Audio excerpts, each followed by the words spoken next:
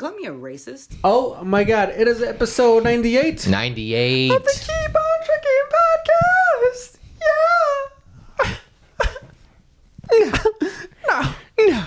No. Holy shit, dude! Episode 98. Wow. We never introduced ourselves. I'm Frankie and Luke Davis. Luke Davis. Dude, first and foremost, Small-time New York comedians. dude, I gotta apologize for missing last week's episode. Ooh, how embarrassing. That was me. That was on me. But hopefully I make it up with today's. What happened? What were you doing? I was in California, dude. Oh my God. And They don't have microphones out there. Well, dude, here. Hopefully I explain it in this Explain yourself right now And this- to these good people. series of events. There are at least 30 people. No, at least 140. Wow. That's something to sneeze at there, dude. 140 that know of the pod. I don't know if 140 listened to it all the way through, but however many of you guys listen to it, we appreciate it. Yeah, we're very sorry that Frankie didn't put out an episode last week. Dude, I was expecting it too. do I got a whole fucking story for I you, can't do dude. that. I can't do the podcast without you. Because you started this. Dude, It would be weird, right? I have a fucking story for you. Okay. And not even a fucking like it's not even an excuse, dude. It's not an excuse. It's Okay. It's just what happened and why I missed it. A whole life-changing experience. So I was out in California last week, right? Right. I left Thursday night. You took me to the airport. I took you to the airport. I land in Ontario, California, picked up by my very good friend Vanessa. Yes. B Raspy, aka Are You Calling Me a Racist? Yes. Intro song. Shout out Viraspy. Ooh. So I tell her, I'm like, yo, I'm gonna propose to my girlfriend. Woo! And I'm Bombshell. there you go, dude. And she kind of Was anyone on the pod aware of this? Have we discussed this? no, we haven't talked about this to Yeah. anybody. You've been knowing I knew. for about 2 months. I kept the secret, which I'm usually very terrible at. Dude, you kept so far only you knew and one of her fucking 30 sisters knew. Okay. She has 70 brothers and sisters. Wow. It's insane. It's like my mom. Yeah. My mom has like 18. Like I'm exaggerating for her, but my mom has 18 brothers and sisters. Did you have to ask all her brothers and sisters? Dude. Like the same way your dad did and his whole family? Your mom's whole family was like, get this guy out of They did. I here. told you about that. Yeah, you They told me. disapproved. They Yes. were like, get out of here. I And remember. He was like, but I have a cool car and I live in California. And I Anyways, was like, dude. I guess you're all right. So I land, right? And I'm telling me Raspy, I'm proposing to Airam. Whatever. And she's like, has the same reaction. Oh, fuck yeah, dude, whatever. I'm like, I've been looking for an engagement ring out here. Mhm. I couldn't find one. So I tell Raspy, I'm like, let's go somewhere and find one tomorrow. She goes, all right, for sure. And What why did you decide to go ahead and do it? to propose to my... Yes.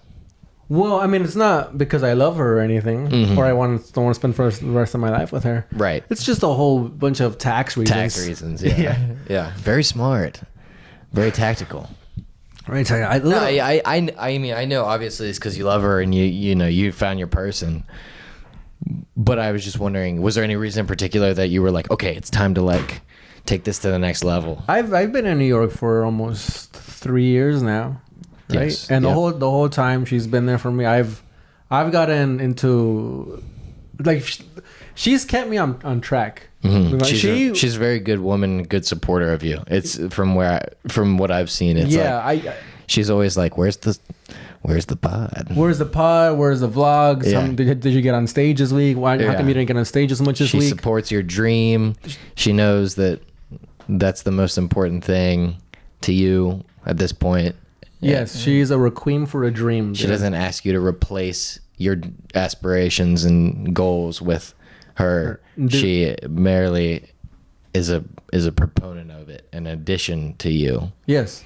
Not to relegate her to some sort of extension of you, but she understands that with something like this, if it's gonna work, that's kind of how she needs to be. Right, dude. If we go back, does that sound? that's spot okay? on. That's spot on. I didn't mean to be disrespectful or make her sound like diminish her in any way. Oh, diminish her down to you.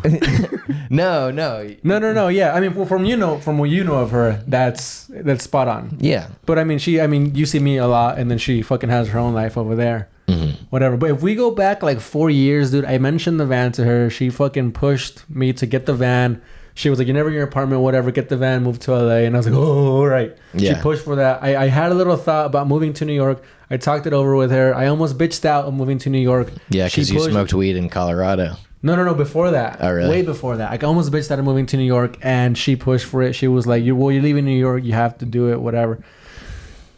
So then, I mean, and a bunch of this shit that's happened thus far in my quote unquote career, because I mean, who still knows what the fuck is happening here? Right. Has been, and any like little bits and pieces of success I've had anywhere, a lot of it has been because of her, and she's stood behind me, and I've cried to her, and I've done drugs and alcohol, and she's like, "What are you doing with your life? Uh-huh. You're not telling little jokes.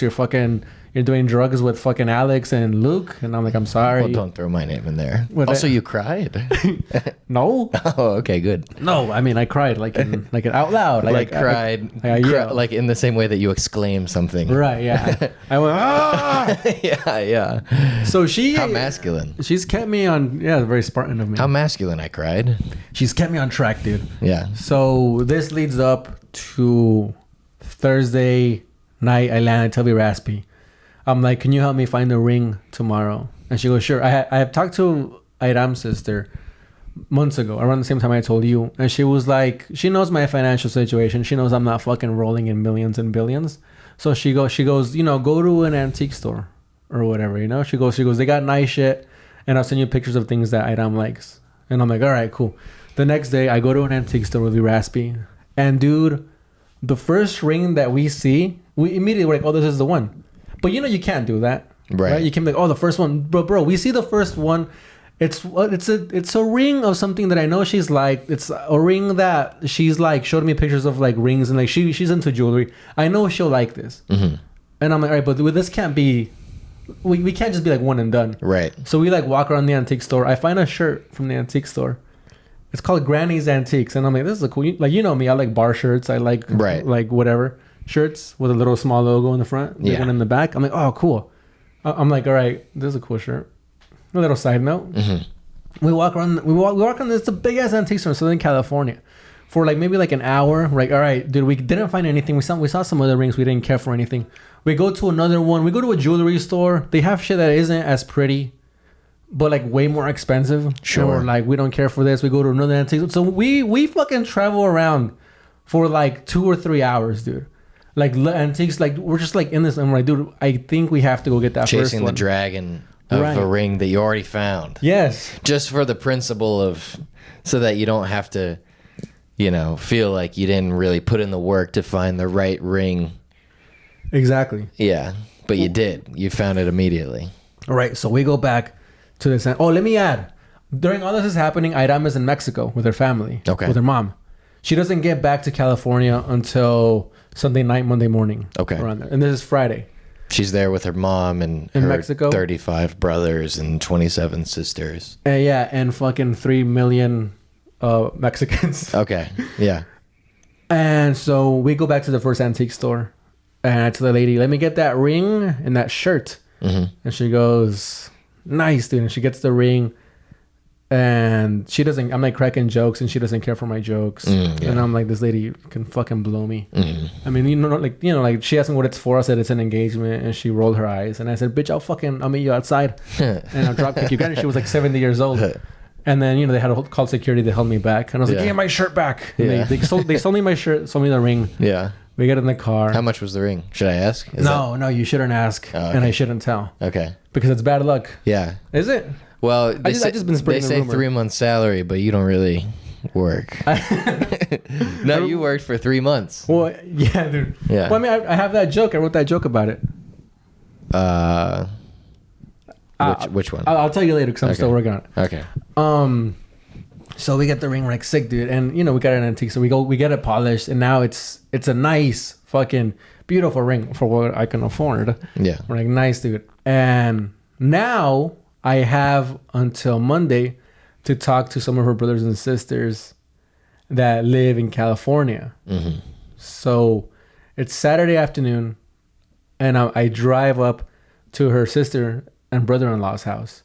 And these people, they've been for her entire life. Like, they kind of took care of her when she moved over here. They're kind of like her parents. So I'm like driving. I'm like, I got to talk to them. I got to break them the news.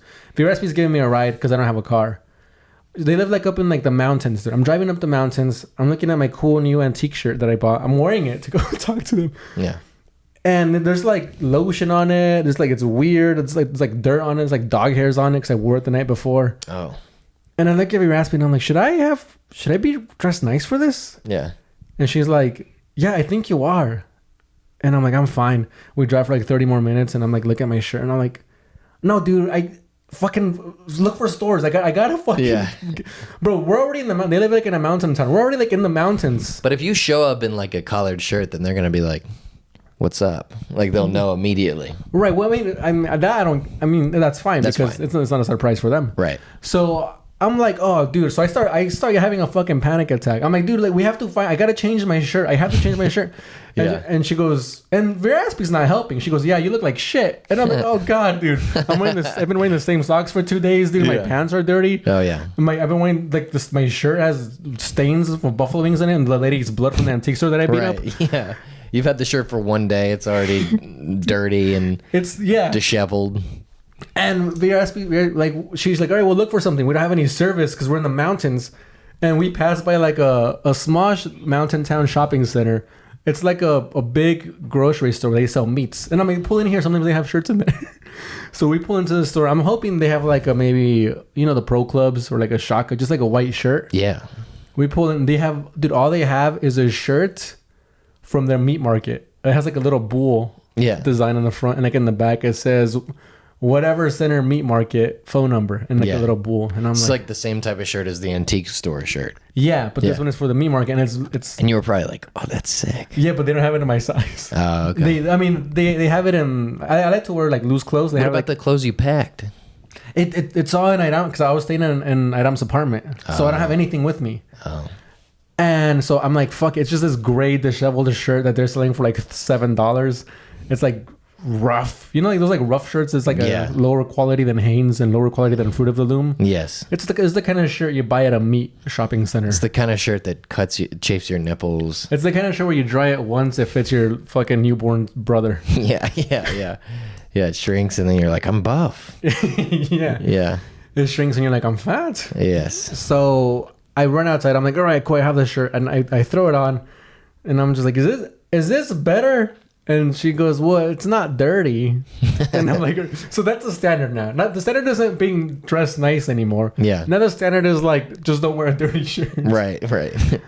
And so I put on the shirt with the stupid little bull on the front, and it says like whatever meat market right under it. What is a more concerning thing for someone proposing to your daughter? If someone was proposing your daughter, would you rather them show up and be wearing a dirty shirt or a shirt that just doesn't fit at all? Oh, dude. I think I would go dirty shirt. Me too. Yeah. But here's the thing. It wasn't a dirty shirt. Because I'm like, what have you've been working? Exactly. You've been living your life. But the shirt that's clean and too small, you're like, you thought this was... You thought this is nice? You thought this was right. Yeah, you think this is beautiful? Yeah. You think this is proper? You chose this shirt out to come talk to us? I think it's actually better to wear a dirty shirt that fits you than a clean shirt that doesn't. In the midst of a panic attack, I was like, I need to wear something clean. Mm-hmm. Because this shirt I wore the day before, and I was drinking the day before. Okay. So it had. Oh, yeah, you relapsed hard. It had a hangover. It was a hangover shirt. Okay, yeah. And it probably smelled. Yeah, dude. You were musking a little bit. You were Elon Musking.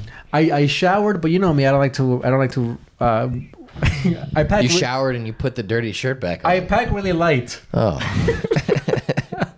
disgusting. But I mean, also I didn't do a lot of activities the day before, so I'm like, why am I gonna dirty another shirt? I have to do laundry. I only brought 4 shirts. How about the drinking?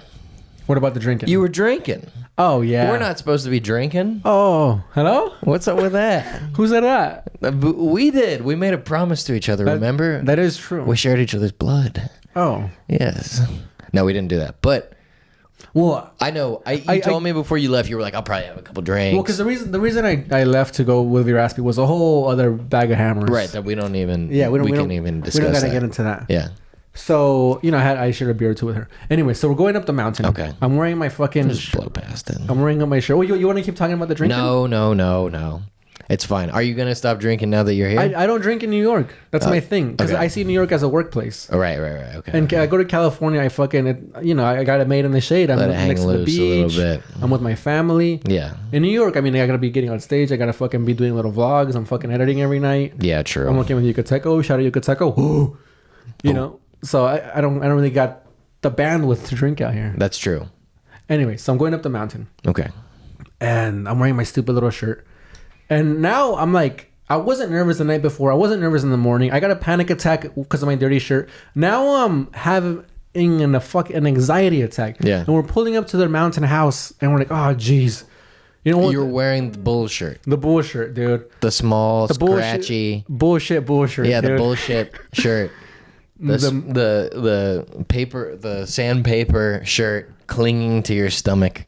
Yeah, clinging to my hangover hot stomach. You know what? You can see your belly button. You look like Shakira. I look like Shakira, dude. You can smell my feet. Like Yeah. I'm like, oh, dude. Yeah. It's I'm in terrible shape. But I'm there for a reason. yeah. What kind of shoes were you wearing? I was wearing my super ripped up shoes. Oh, okay. The ones that I wear out here in New York. Yeah, what are they? The Asics. The Asics. And they have they're ripped everywhere. So Yeah. that's another. My shoes are ripped. My pants are dirty, and I'm wearing a shirt 3 sizes too small. Yes. And I get dropped off. Vanessa left. She left. Yeah. She drops me off. Well, because the whole reason why I'm there is I gotta pick up Idam's car to pick her up from the airport. Why did she give you her shirt? The next day. Was she- Raspy? Yeah. Well, she's a small woman. I guess it would have fit the same, but her shirt was dirty as well. Okay. So you guys both We spent 20 minutes talking about this fucking shirt. All right. Let's get to the family. The whole reason why I'm there is to pick up Idam's car to pick her up from the airport on Monday. But also you want to talk to the fam. Yes, exactly. So this worked out perfectly. Yeah. Vanessa drops me off. She takes off. Now, I ring the little ring camera. Nothing happens. I'm like going, ah! No one's hearing me. Yeah. I'm looking at I barely have service. I'm out there for like 5 minutes, and then finally I call them. I'm like hello, and I go, hello, I'm outside. We're gonna pick up the car. They go, all right. They tell me the code. The gate's open. I walk inside, and then her brother-in-law is very cool, dude. He's like, yo, what's up? The gates. It's like a whole compound. It's a motherfucking mountain, dude. I don't gotta get into this. It's a mountain house. They're beautiful.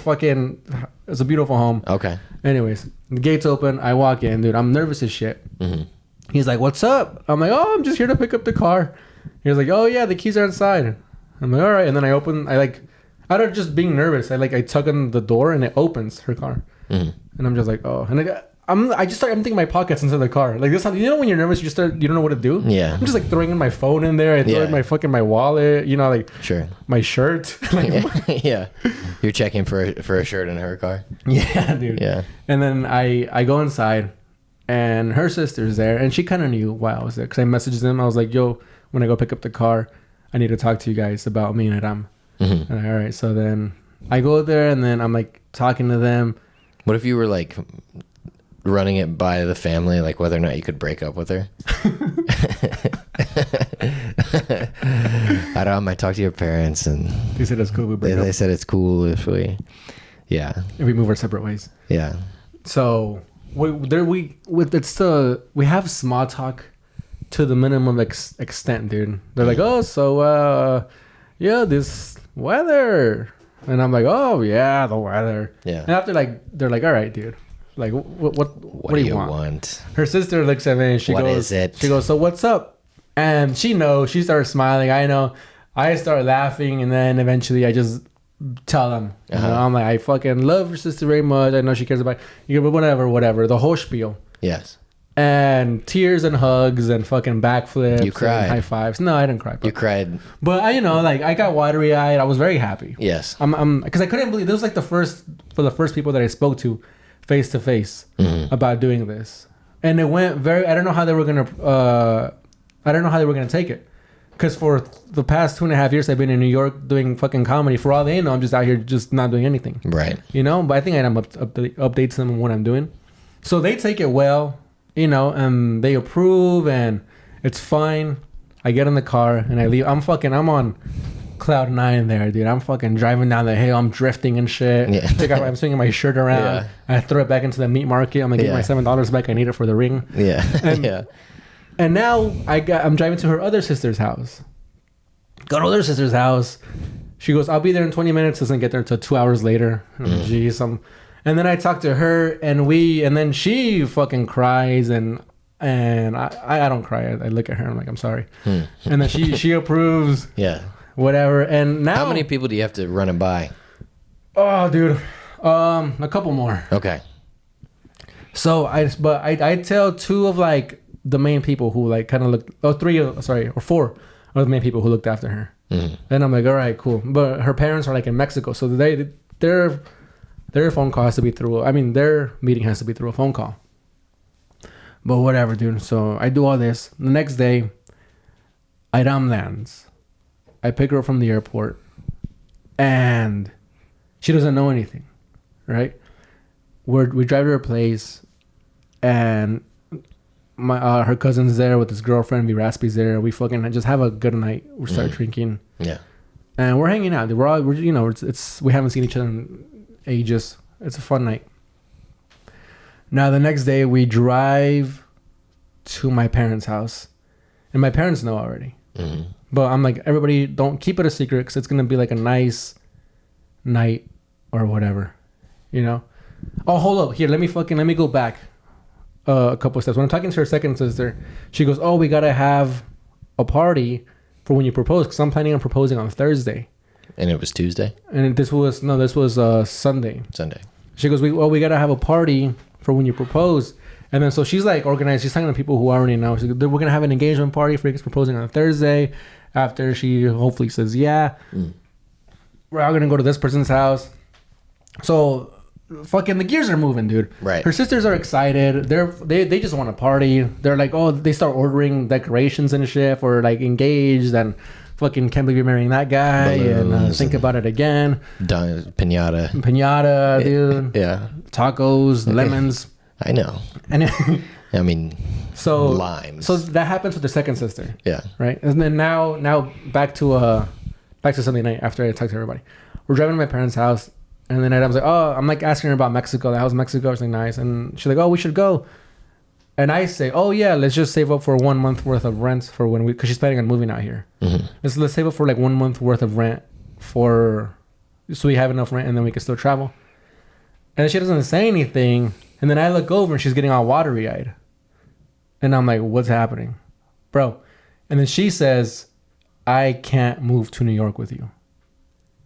And I'm like, damn. I'm like, oh shit. And dude, like in a movie, I didn't hear anything after that.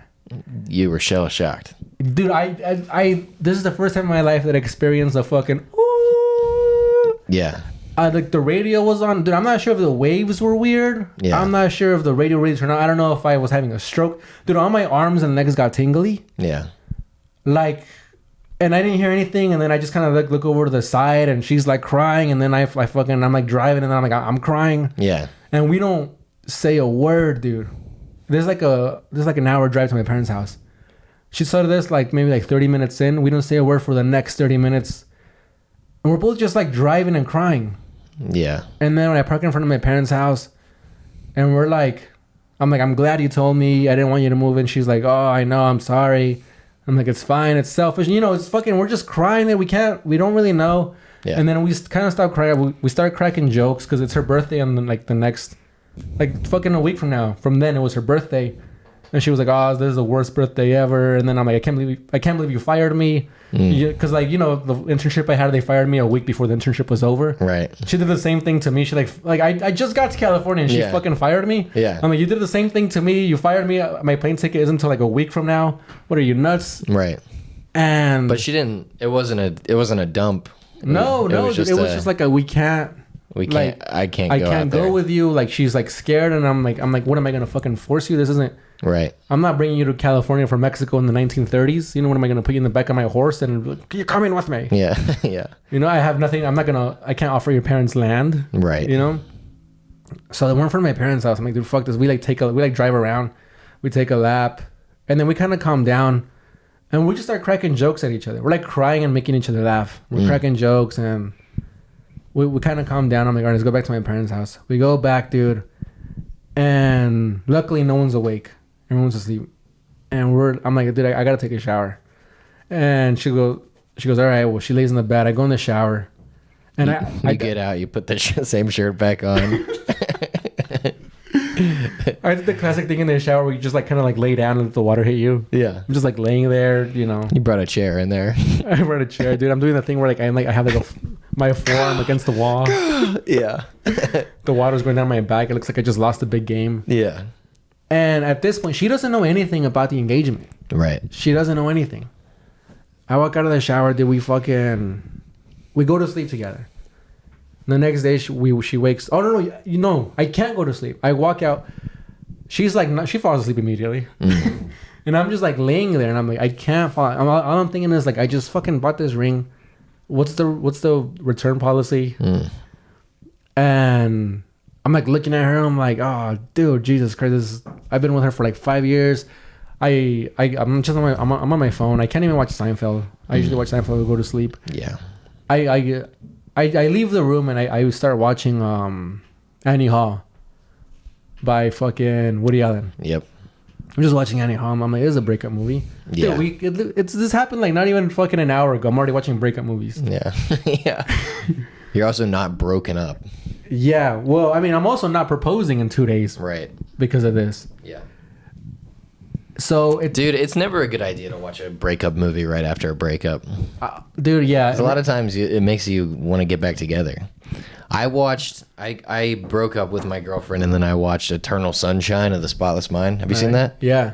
And then I was like, oh, we can make it work. No, but Annie Hall's a good breakup movie because they don't, spoiler alert for a 1970s movie, they don't get back together. They don't get back together. And I love the ending of that movie. I mean, this is a great fucking movie. I mean, it's not like I was watching when Harry Met Sally. Yeah. When they eventually get back together at the end. Yeah, and Eternal Sunshine, like, the lesson of that movie is, like, things will always fall apart. But wouldn't it be nice if you could, like, forget it all and get back together? And I was like, yes, wouldn't it be nice? And then I just, like, jumped right back into it and made the same mistakes, you know?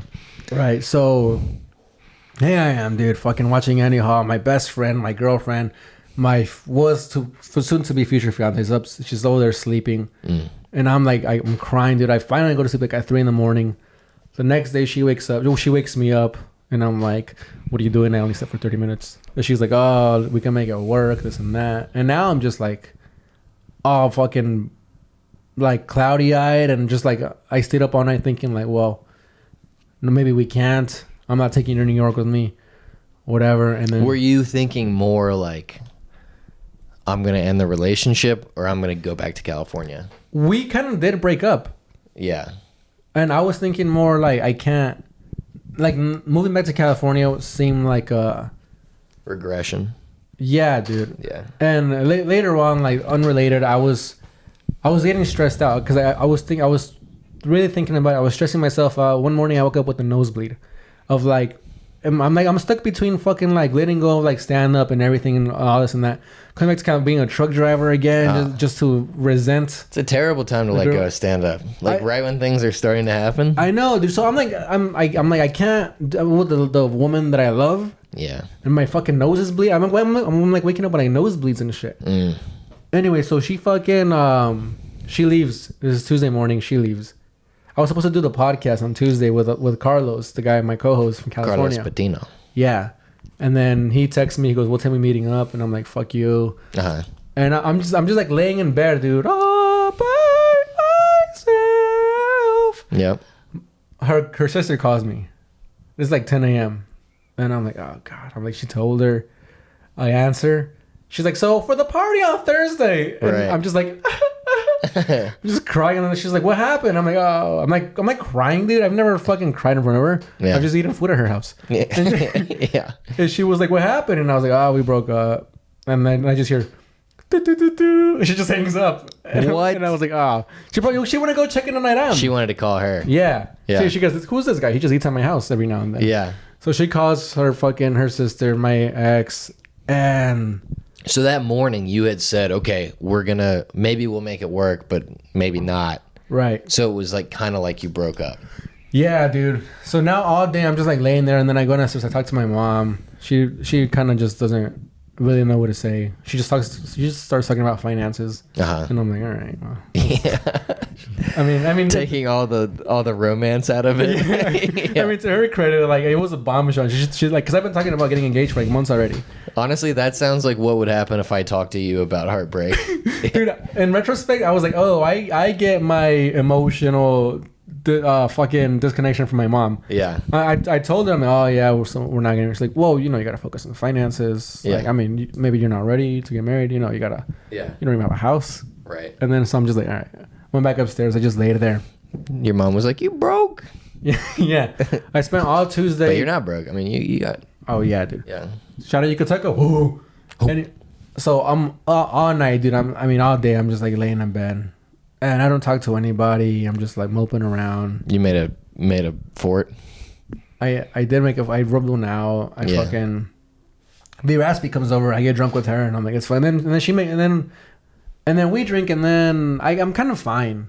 I'm like, this is not a bad breakup. This is an adult breakup, dude. This is like a Right. mature, like we thought it through, whatever. Because the whole day, me and Adam, we're still kind of tired. We're still texting and shit back and forth. We're still calling. We're like, how are you doing? She's like, I'm fine. How are you doing? Like, I'm crying. We're like checking on each other. It's not. It wasn't like one of these like fuck you, I'm out. Or like, Right. fuck Of you, course. I'm out. Yeah. It's like Like it's so. a breakup because you've assessed all the variables. Yeah. Yeah. So we're talking all day. We're still texting, and I'm like, oh, good night. She's like, good night. And then the next day, she goes, do you want to talk? I'm like, yeah, I'll go over to San Diego. And so the next day, I see my dad, and he's like, so what happened? And then I'm like, oh, nothing. He goes, so what did you propose? Oh, because I sent my dad a picture of the ring and like everything. And he's like, so she goes, did she say yeah? And I'm like, in retrospect, I'm like, my mom probably told you what happened. You fucking fuck. Yeah. And he goes, so she said yeah. And then I was like, no. Like, and then I explained to him everything. And like, can't work out. New York, California. And she still doesn't even know about the proposal. She doesn't know. I was planning on proposing. Yeah, the next day. yeah. So I'm telling her sisters, like, please don't propose. Please don't tell her. Right. Whatever. And one of her sisters fucking, I go, don't tell them we broke up. And then she replies, was this part of the plan? Yes. I never felt like fucking punching myself in the face. Yeah. I was like, so I said, no, it's not part of the plan. Yes. And then she went, oh my God. Everything's falling into place. Anyway. So I'm talking to my dad. This is like Wednesday morning. And he goes, at this point, I'm like emotionally drained. I've given up. My dad goes, so that's it? And I go, yeah. And he goes, you're not going to like try to convince her or make it work?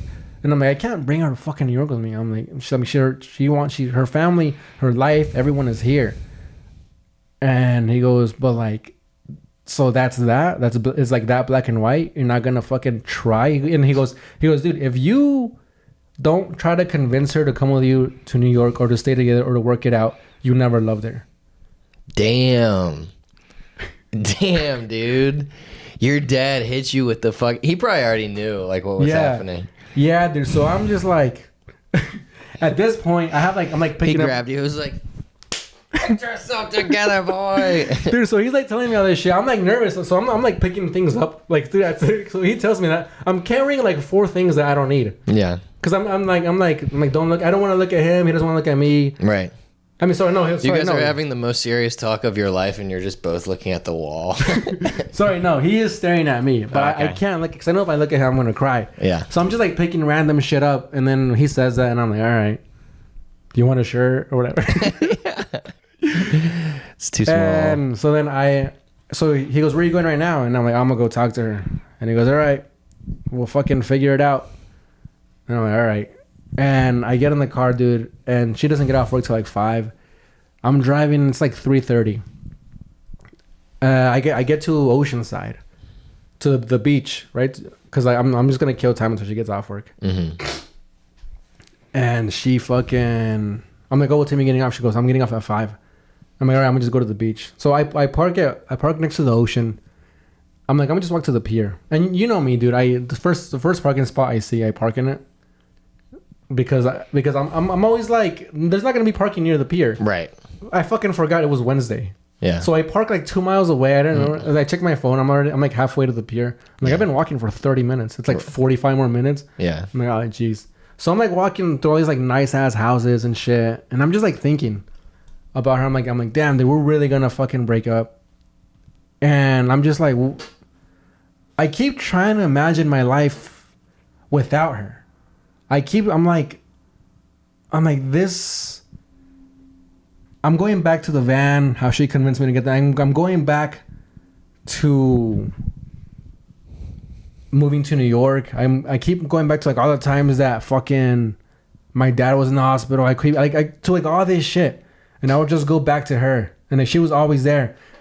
And I'm like, damn. I can't believe I'm leaving this behind. And I'm like, well, it's for the best. And then I'm thinking of what the shit that my dad said. He's like, you never loved her if you don't fucking try. And I'm like, I walk, like, I get to the pier in like a blink of an eye. Because I'm just the whole time I'm just like thinking. I go to the pier, I call Raspy, and I'm like, yo, I left the ring in her car. I'm like, do you have the ring? And she goes, yeah, why? She's like, I can't find the receipt though. Because we're planning on returning it. And I go, well, I'm thinking about like trying to make it work and convincing her and proposing and this and that. And she goes, you fucking idiot.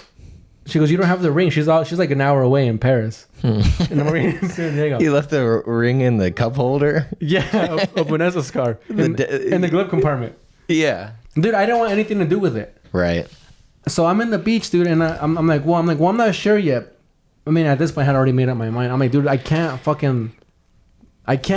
live with, like, it'll be as much of a fucking regression if I move back to New York and if I broke up with her. Like, I'd be out here, I'd be fucking distraught. Either way, you need both. So you have to either completely go all in or like completely fail. Exactly. Yeah. So I'm like thinking about it, dude. I'm like I can't leave her hanging like this. And she's been there for me my whole life. She's been there for me for 5 years, dude. I'm like, if I'm not gonna fucking try to like make this work, I'm like, what was the point of anything? And I'm thinking about my finances because my mom. I'm like, dude, fuck it, dude. Like, I'm gonna make this happen. Like, I made a bunch of shit happen that didn't need to happen in my life. Like, I've never really given up on anything that I really wanted to accomplish. I'm like, why am I gonna give up on this? There's no, dude. And I'm like, damn near fucking running back to the car because it's almost 5. Yeah. So I'm like sprinting to the car, dude. I'm just thinking about how there's people like in the pier walking, have a nice day. I'm like, move, bitch. Yeah. You know, fucking. And I get to the car, dude. I'm like, fuck it, dude. I'm proposing. We're gonna make it work. I get in the car. I'm driving. I'm like driving down just like the beautiful beach day, dude. There's like palm trees. It's a sunny day, dude. I'm listening to music. I'm like, we're gonna make it work. Yeah. I almost get to her apartment and there's traffic and to Vanessa's. No, to Airam's. I don't even have the ring. I'm like, dude, fuck the ring. Whatever. I hit traffic and then I'm just like standing there and then my phone connection runs out and then there's no more music. And then it's just me again. And I'm like, fuck, am I really like kind of like the adrenaline goes away. Yeah. And then I'm just sitting and thinking about it, dude. And I'm like, rationally, I'm like, this is a real thought. This might sound cheeseball as shit, but this is a real thought I had. I thought logically this makes no sense for us to get engaged, but love isn't logical. That was a real thought that I had on the way down, and then I was like, whoa. I was like, that was a fucking cool thought there. That's true. But I mean, as much as a cool thought it is, it's something a white girl would have tattooed on her fucking. That's right. In her lower back. Yeah, that's what was on the shirt. Yeah. So I mean, I that was like a weird fucking out of nowhere thought I had, and I was like, I gotta tell her that. I get to her place. She's outside. She has to let me in the apartment complex, and she looks cold. Yeah. I'm like, do you want a jacket? No, I mean, no. She looks cold as in like she wants nothing to do with me. Oh. Cause she was like, she had the attitude that I had that morning, where I'm like, it's over. It's fucked. Yeah. And we're walking up to her apartment, and I'm kind of like playful in a playful mood. I'm like you know those annoying ass dogs. Yeah. I'm like jumping around. I'm like fucking punching her butt, and she's like, we're about to break up. Why are you punching my butt? Yeah. You know.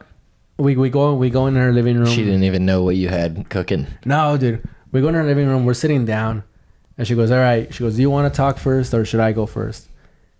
And I'm like, "All right, you go first." And then she starts talking. I don't hear a word she says. I'm like, "Oh my god, what if she breaks up with me?" And I go, "Wait, I'll go first." Yeah. And then I'm starting, and I'm like, "Wait, what if she has something logical to say?" And then I'm like, you go first. And then she starts talking, and then I'm like, what if she says like we gotta get married? And then I propose, and she says she thinks I'm only doing it because she said to do it. Right. And so I'm like, fuck, I'm going first. I'm going first. It switched back to you. Yeah. Yeah. And then she goes, all right. That's 4 switches. Yeah, dude. Yeah. And then so then we're on her couch. I was gonna propose in the fucking beach where we had our first date. Right. Where we kissed for the first time on the cliffs. The beach where I kind of walked by. I didn't really go. I thought I went to that beach, but you know how bad I am with directions. Yeah. I went to the wrong beach. Yeah. Anyway, so I start telling her how I feel. I say that love isn't logical. She goes, that's cheesy. I go, I'm sorry. She goes, get out of my house. And that was into that. No. Oh. And what happened with you? No. So I start talking, dude, and I'm telling her how I feel. I'm telling her how I can't go on without, how she's like, selfishly, she is my little like fucking, I'm like draining her for my motivation. Right. Like she's like the you reason. Need her. I need her to do everything that I've been doing. To do. Without her support, you would crumble. Oh Jesus! Yes. You have no self-confidence. You're solely reliant on her confidence in you. Nobody else would love me. Exactly. I've been gaining weight. You're short. I'm ugly. I have bad skin. You can't speak well. You're losing your edge. So I say all this. Yeah. You say all this. And I'm like slowly like getting on the floor. You know? Uh-huh. And I am like, I don't have a ring with me. Uh-huh. But will you marry me? And she goes, she's like laughing. And then she knew what you were doing. She's like, yeah, she's like laughing and she's saying no. And I'm like, what? And she's like, but she's like not saying no, but she's like, oh, she's like, she can't believe it. She's like laughing and moving, and she goes, no, what? Yeah. And I'm like, no, Frankie. And she's like, no. And I'm like, no. And I'm like, at this point, we already talked that we would make it work. And she goes, I go, yeah or no? Like, yeah. Because she's like, I'm like on her knee, my fucking knee's starting to hurt. I'm like on tile here. Oh. And then she goes, yeah. And I go, yeah. She goes, yeah. And I go, oh. And yep. Bravo. And that's why. Attaboy, Frank. And that's why there was no podcast on Wednesday. That's a good reason. That was very beautiful, man. I'm glad that you did that. Also, that's the most emotional I've ever seen you open up about anything. So that was nice. Yeah. That's awesome, man. Yeah. I was so excited when you called me and you asked me if I wanted to be in the wedding. Oh yeah, I was just kidding about that. Oh. No, yeah, man. Yeah. I can't wait. I gotta tell Josh. Oh, Josh, he watches this. You wanna be one of the fellas? What do they call them? Groomsmen? Groomsmen. Right? Yeah. But like you don't fucking. It's not a formal thing to ask a dude, right? Because like girls give another chick like a flower, like, we want to be my chick. You're supposed to give me my bridesmaid. Yeah. I gotta give you a thing. You're supposed to send me a letter. No, I'm not. No, I don't know. It's with roast jokes. I don't know what it is. For your next battle. Yeah. But yeah, dude. So that's it. I'm engaged, and we're gonna make it work. She was supposed to move out here in July. Yeah. But now it's like a whole thing where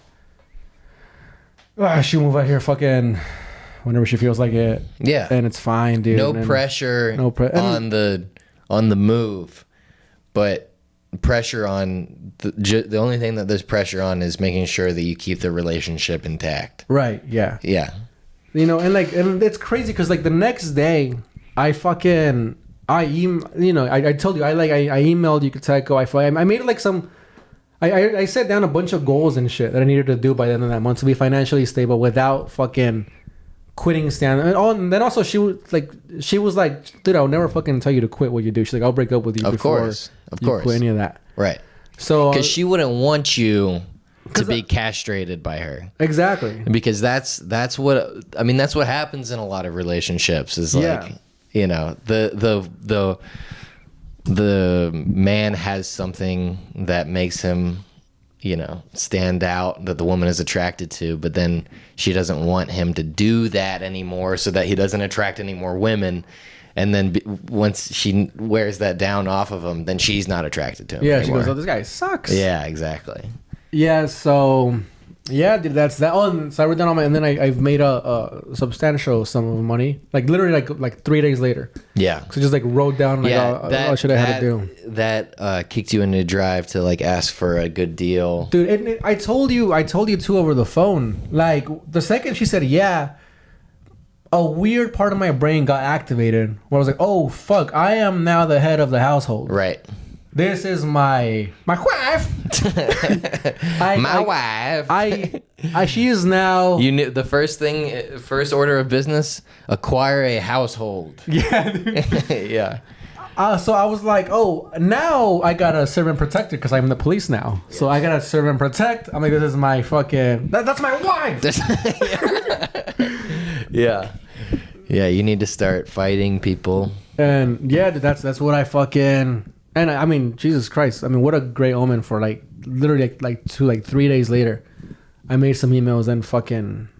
I mean, I can afford an apartment now, with no worries and shit. But I mean, it doesn't stop there. You know, I want her to. You need to secure some sort of steady income. Yeah, multiple sources of steady income. That's the next order of business. So that's why I came here to tell you. I hooked up with Cutco. Oh, knives. Would you like to buy a knife? Can it cut a penny? Well, dude, congratulations, man. Thank you, man. I'm really happy for you. I think that's awesome. I think you guys have a really good thing, and this is also like a classic story, man. You hear all these stories that our parents and our grandparents and aunts and uncles tell us of like, yeah, like it almost didn't work out, like. That's such a classic thing, such a classic part of love when people aren't going to just easily sacrifice the things that they want for the people that they want, but then they decide that it's worth it. Because, I think that's what you get when you get strong-willed people, right? Like, it would be one thing if Aram had no ambitions, nothing securing her, and she was just like and just a leaf in the breeze, and you wouldn't want a person like that anyway, right? Because then she would have no foundation, and she would be malleable, and you could easily manipulate her if you wanted to, and that wouldn't be good. Not saying you would, but you want a person who has foundation, and she wouldn't want you if you could just go. If she was like, yeah, I'm not going out to New York, and you said, okay, well, I'll come back here, then she'd be like, ew, don't come back here. Yeah, lose my number. Yeah, like she wouldn't like that either. So that's the friction that causes the spark. That is the fire of your burning love. Do you want to be the pastor that gets us married? Yeah, man. Somebody put that on a monogram. Yeah, please, because I didn't listen to a word. I'll read it later. It was very nice, and I spun it out of nowhere. Well, thank you. Yeah. So. Dude, how about that line I said, love isn't life. Wait, what was the line? You mean the thing that your dad said to you an hour before? No. Where did you come up with that? I don't know. It just came to me 2 hours earlier. Your dad just saying it to you word for word. Dude, you know what's cool, too? You normally think it's your mom, like... the one that's like this is, but your mom was like, okay, maybe you should be logical. And you don't normally get to see like an emotional side of your dad, but your dad was like, dude, my dad, he's an incredible like speaker. yeah. Like whenever my buddies come over. What happened with you? Well, it was an accident. Oh, okay.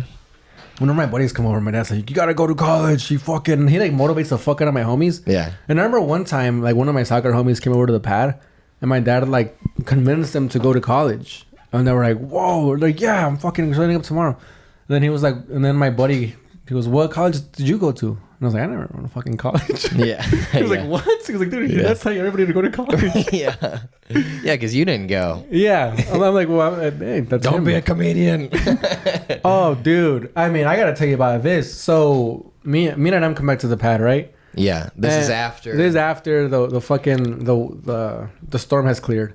And you tell the family, everyone celebrates, the party goes ahead. No party. Party was canceled. The party, everybody made their own plans after they found out we broke up. Right. Everyone's like, oh, well. Yeah. No party. Yeah. All right. And like, C'est la vie. Let's go to the movies. bro, they went to Mexico because there was another party over there. Okay.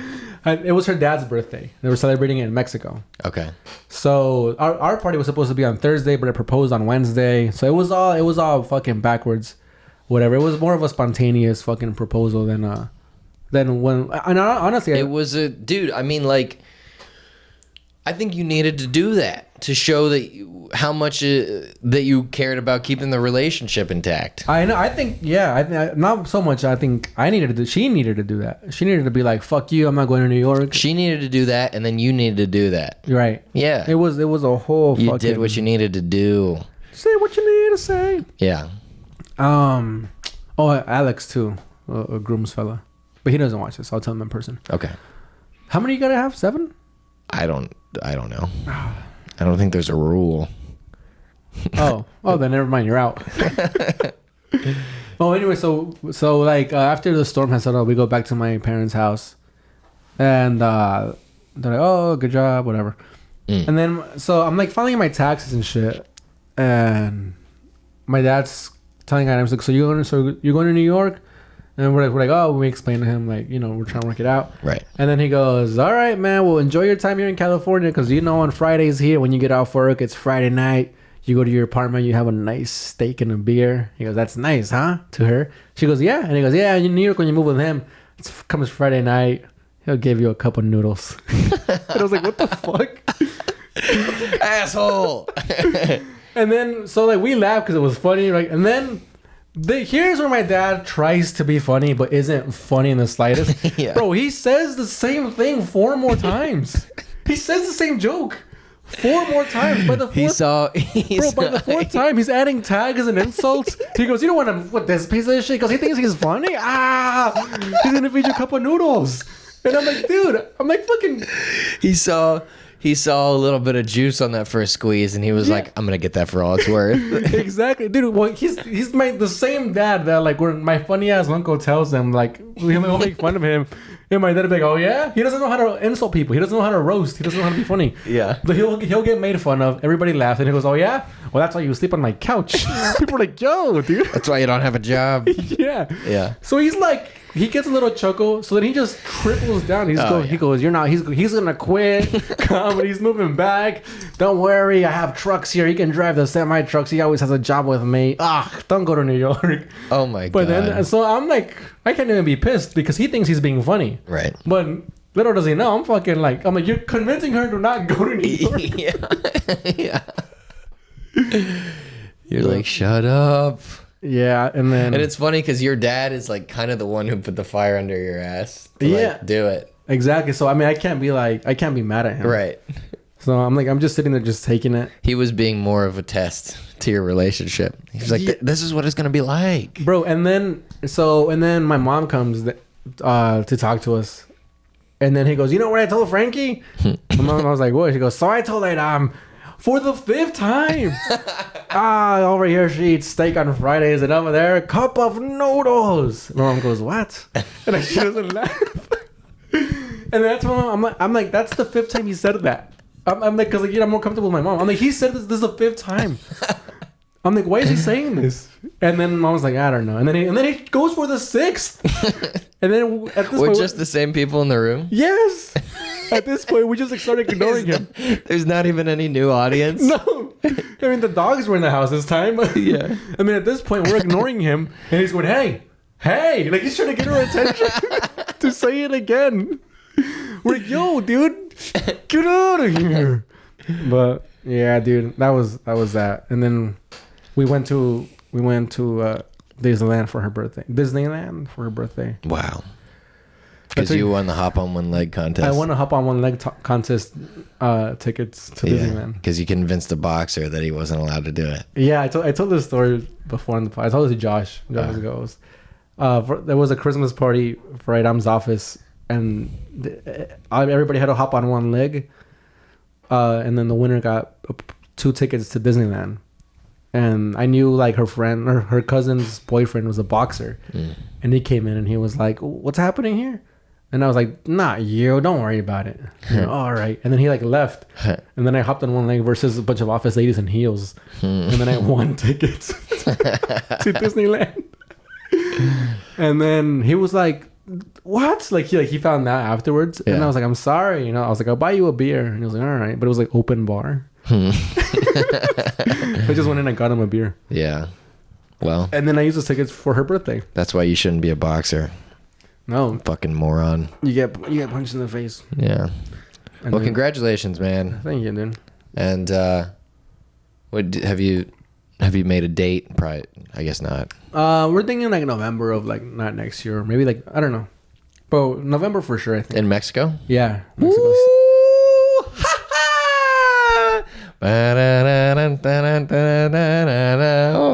You can't come anymore. You're uninvited.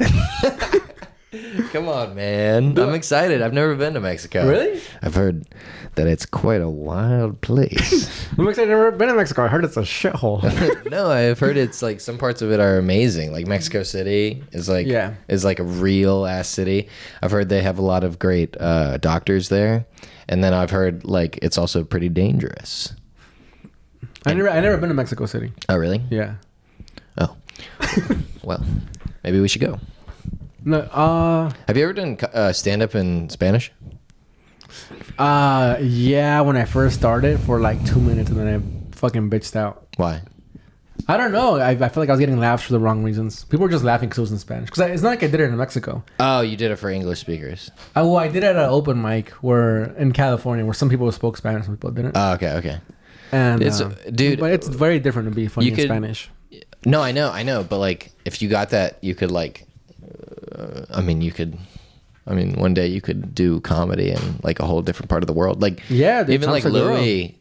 I guess Louis does speak Spanish, but like Segura did that. Yeah, Segura. But like even crazy. like some of the great comedians, like they can't even do like South America.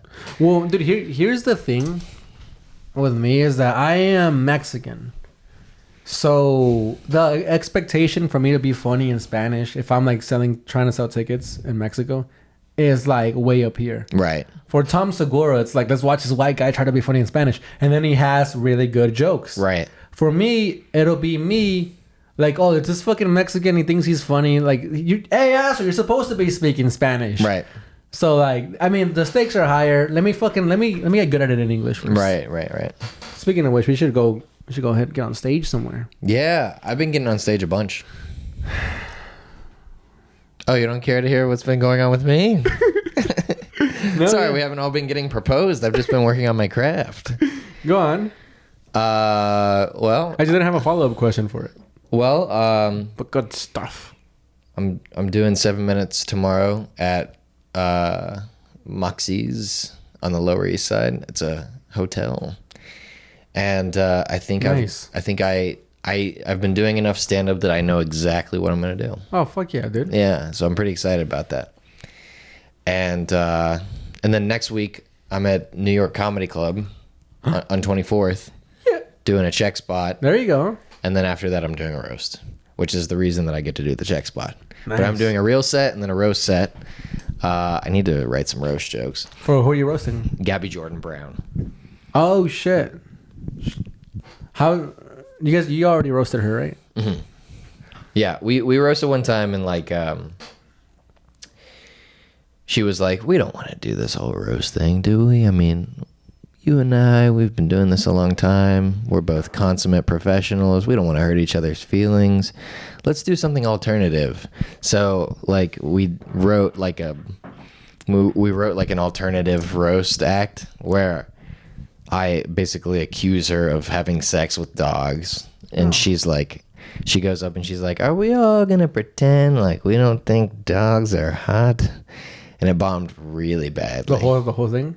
It got him right at the beginning, and then it just fell off horribly and just bombed. Are you guys going to do that again?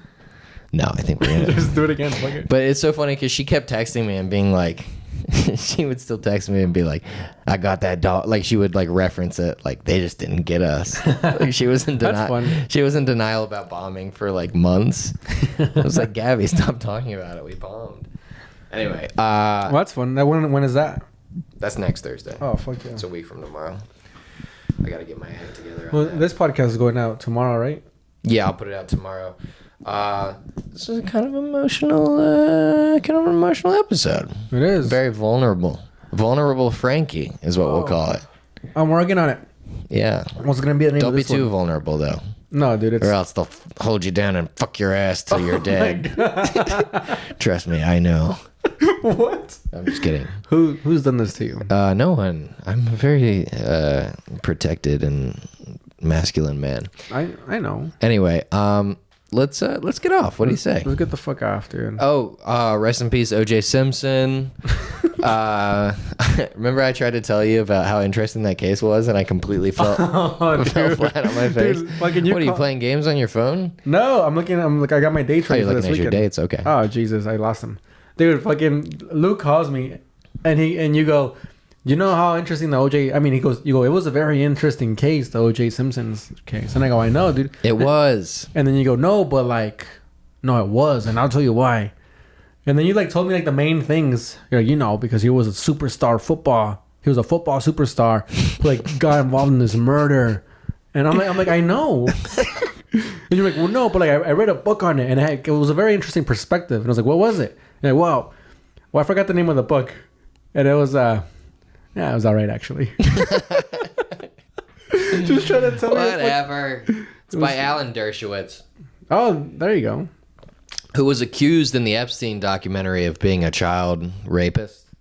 Oh. But his name was later cleared. Oh, thank God. Did he get his job back? He was Epstein's lawyer, so that position is now no longer. Now it is NA? Obsolete. It is non-applicable? Yes. So. All right, let me get my plugs in real quick, dude. This comes out tomorrow, right? Yeah. Thursday. So I'm sorry for the no episode last week and for the late episode this week. It's all been my fault. It sounds like you were dealing with something that needed to be dealt with. Yeah, dude, I was. And we all forgive you. Right, gang? Boom. Next week it's you and somebody else hosting. Somebody that kind of looks like me. Frank, can we get in the pod? Can we get in the van? We should start shooting in the van again. What do you say? I know. Well, yeah, dude, I gotta buy that light. When you move into your place, yeah, let's take the van and just gut it and turn it into a proper studio. Let's wait a little longer for that because I don't want to just have a fucking studio parked in the streets. Okay, that's fine. But I agree. All right, here, let me get my plugs in tomorrow. So tonight, April 18th, I'll be in Maryland, Prince Frederick at Molly's Brewery. And then Friday, April 19th, North Carolina in Lincolnton, Brick Tree Brewery. And Saturday, April 20th, South Carolina, I'll be in Charleston, Indigo Reef Brewery. All these Damn, shows, dude, you're going to be in NC on yeah, Friday. with your homies. Yeah. And this will all be with, maybe if my dad listens to this tomorrow, maybe he'll come out and see you on Friday. I don't want to make him drive anywhere. But yeah, and it's like a 2-hour drive. Oh, dude, fuck that, dude. Are you gonna be funny? Well, yeah, but I can't. Are you? I'm like, I can't. Yeah, but not 2 hour. Well, go see him, Dad. Not 2 hour drive. Funny. Don't come see me. I'll come to you. Go see him. No, please, Mr. Davis. I'll come to you and I'll have your food. Okay. I'll have your free amenities. Let's get off. Let's get off, dude. This has been episode 98. Episode 98 of the Keep On Tricking podcast. Yeah. No.